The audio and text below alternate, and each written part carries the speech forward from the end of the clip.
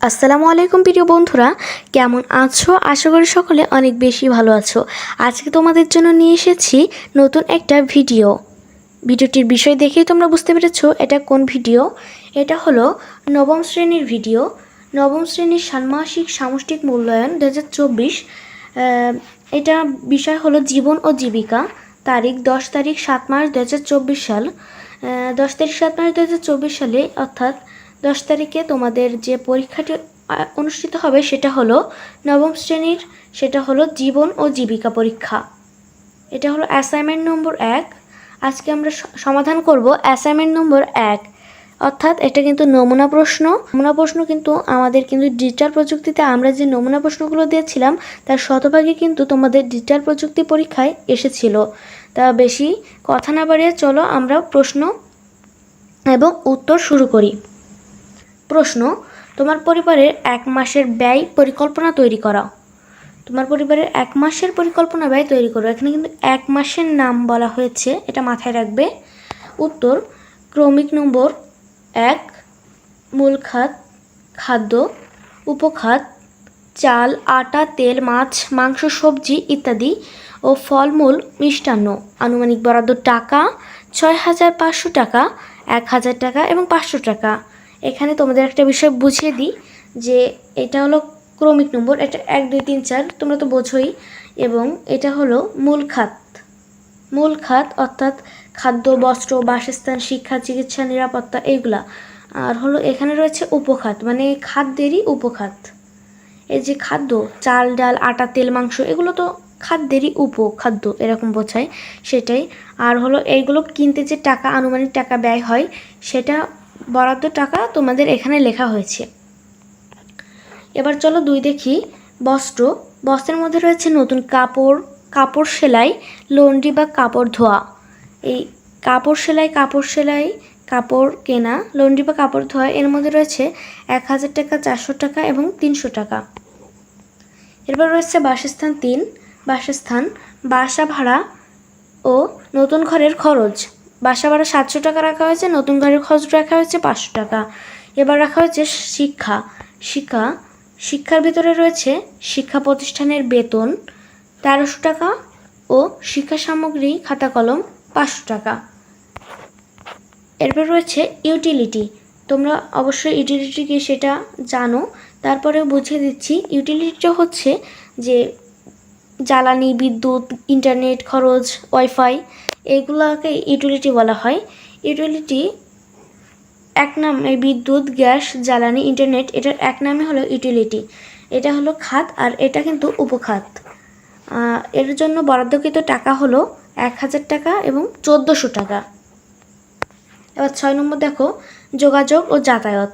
তোমাদের 1 মাসে যে যোগাযোগ ও যাতায়াত করতে হয়, যেমন যাতায়াত ভাড়া, রিক্সা, বাস, ট্রেনে করে স্কুল কলেজে যাও, এরকমই।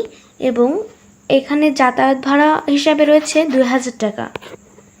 এরপরে দেখো সাজসজ্জা, এখানে রয়েছে বসার ঘরের বাতি, পাখা, আয়না ইত্যাদি। এখানে বসার ঘরের বাতি বাবদ 350 টাকা এবং পাখা বাবদ 250 এবং আয়না ওর ভিতরে রয়েছে। এরপর রয়েছে গৃহস্থলী 8 নম্বর, আসবাবপত্র, মেরামত, পোষা প্রাণীর খাদ্য, এখানে রয়েছে 1,000 এবং 500 টাকা।